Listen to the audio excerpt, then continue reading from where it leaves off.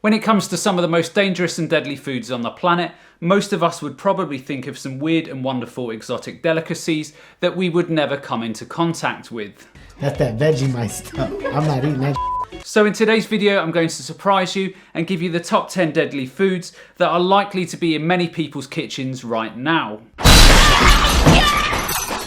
So number one is potatoes, and before some of you go into meltdown, let me just clarify. When I say potatoes, I mean specifically potatoes that have a green tinge to them. Now many of us have looked into the potato bag and seen those month-old potatoes that are green and have those little shoots growing out of them. But why are those potatoes green? Are the sprouts poisonous, and more importantly, can you still eat those potatoes? So potatoes contain two natural toxins called solanine and shokinine, which are two types of chemical compounds known as glycoside. So when potatoes are exposed to light, this creates a reaction that increases the production of two compounds, which are chlorophyll and glycoside. Chlorophyll is the green pigment that gives many green fruits and vegetables their green colour. Chlorophyll is non-toxic and is actually very beneficial in the body, as it can help the liver detoxify more efficiently. But the thing that you need to keep in the back of your mind is the green chlorophyll on potatoes can also be a marker that can alert you to the presence of glycoside. Glycoside, which are also found in many nightshade foods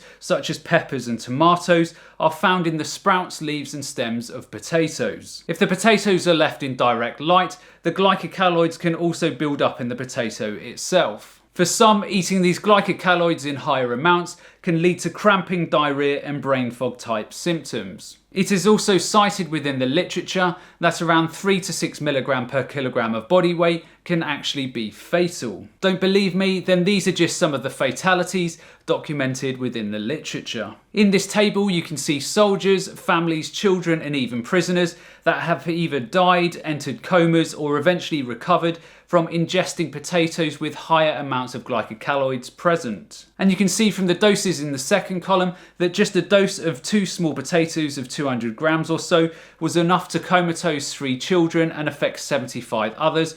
All eventually, however, recovered fully. So quite simply, avoid potatoes with a greenish tinge to them. Number 2 on this list is rhubarb. Now rhubarb contains a lot of oxalic acid, and many of you have heard me talk a lot about oxalic acid and also oxalates in spinach on this channel. But rhubarb, well specifically rhubarb leaves, contain very high amounts of oxalic acid. In humans, the oral lethal dose of oxalic acid in adults ranges from 15 to 30 grams, although the literature has demonstrated that as low as 5 grams has caused death previously. If we equate this to rhubarb leaves, it would take approximately 11 pounds of leaves to be fatal, but a lot less could potentially make you seriously unwell or could be fatal if you have underlying health problems. Number 3 on this list is tuna. Now I know a high proportion of my viewers will be plant-based, so obviously this food will not be in their kitchen, but this is still super important for those consuming tuna. Now it won't be a surprise for many of you that the main problem with tuna is its mercury content,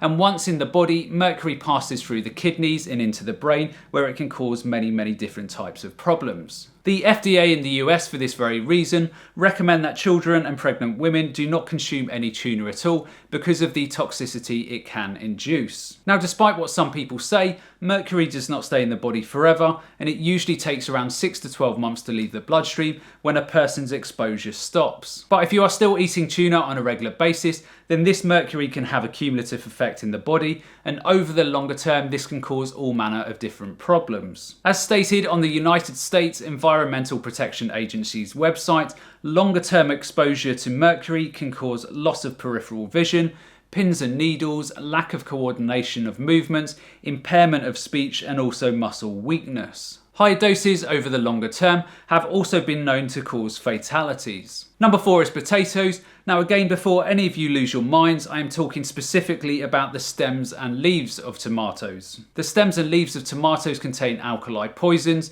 that can cause many issues in people when making things like tomato soups, and they will just throw in the stems and leaves. The tomato leaves and stems contain solanine that can be fairly toxic to humans if ingested, and can cause increased anxiety and create a nervous energy, as well as causing significant digestive upset. Tomato plants can also be toxic to dogs, so if your favourite pooch is partial to stealing tomatoes, then it is probably wise to put these out of reach. Now, regarding the leaves and stems, you would obviously have to consume a lot of them to be fatal, so clearly these are not a high risk, but you may still want to avoid the leaves and stems if you have underlying digestive problems. Number 5 is almonds. Now again, let me caveat and make the distinction between bitter almonds and also sweet almonds. So the sweet almonds you are much more likely to see in the supermarkets, and as their name suggests, they have a slightly sweet, nutty flavour. Raw bitter almonds, on the other hand, are poisonous. As their name implies, bitter almonds have a bitter flavour,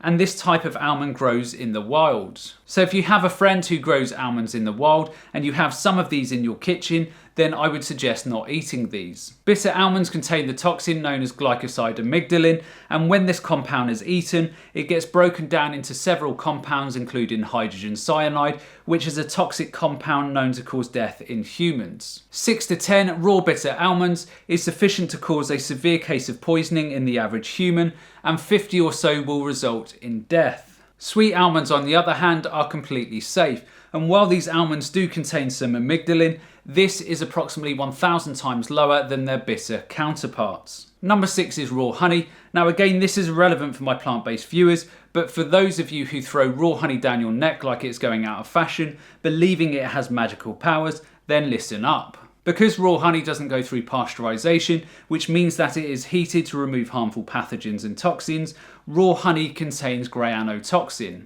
In many people, this can lead to dizziness, excessive sweating, nausea and weakness, and this will typically last anywhere from 24 to 48 hours. Just 1 small tablespoon of raw honey will contain enough to induce these symptoms, and consuming multiple tablespoons would be an unwise choice. The literature describes higher exposure to cyanotoxin poisoning in honey as mad honey disease, and there are a large number of near fatal casualties. Number 7 is another nut on the list, and that is cashews. Despite many supermarket bought cashews suggesting they are raw, they are anything but. Supermarket bought cashews have been steamed to remove the compound known as urushiol. And interestingly, this is also a toxin found in poison ivy. They replaced my blood with aloe, my skin with chlorophyll, and filled my lips with venom. Now obviously, if ingested in high amounts by humans, it can cause all manner of digestive issues and health symptoms, often associated with the same effects as exposure to poison ivy or poison oak. In very high amounts, theoretically, urushiol could be fatal, but this would obviously be extremely rare. The reason that I'm putting this in this top 10 list is that people who are allergic to things like poison ivy could potentially have fatal allergic reactions to eating raw cashews. Number 8 is fruit seeds. So pits in cherries, peaches and fruits like apples contain a type of hydrogen cyanide called prussic acid. Now I know many people when making smoothies will just throw the whole fruit in, but this may potentially not be a great idea. So for example, apple seeds contain prussic acid, and luckily for us the seeds contain a protective coating that if you were to accidentally ingest it, then it should pass through your digestive tract intact. But what do you think will happen to these protective shells if you throw the apple in whole to your NutriBullet? Yes, correct, the protective shell can be broken down and you can be exposed to the cyanide. Now, even in relatively small amounts, cyanide can cause rapid breathing, seizures and even possibly death, so please think twice about throwing in your apples and other fruits containing pits and seeds. And just a caveat, this is obviously the pits and seeds that contain cyanide, such as apples, cherries and also peaches. Number 9 is nutmeg. Now, not many people realise that nutmegs can actually be hallucinogenic. What's going on? Yes, you can buzz your backside off eating nutmeg, and in some 0.2 ounces of nutmeg could lead to convulsions, 0.3 ounces could lead to seizures, and eating a whole nutmeg has led some people into psychosis, which the person will experience debilitating fear and anxiety. There are many case reports such as this one, where a 23-year-old student deliberately intoxicated himself with nutmeg and suffered an acute psychotic breakdown. Number 10 is cassava. Cassava is an edible tuberous root often made into flour, and it contains cyanogenic glycosides which can result in fatal cyanide poisoning if not properly detoxified by soaking, drying and scraping before being consumed. Although fatalities and serious health episodes are rare, they are documented in the literature, and as the CDC states on its website, Education of farmers and consumers about the importance of strict adherence to the established methods of degrading cyanogenic glycosides in cassava is essential to prevent cyanide poisoning.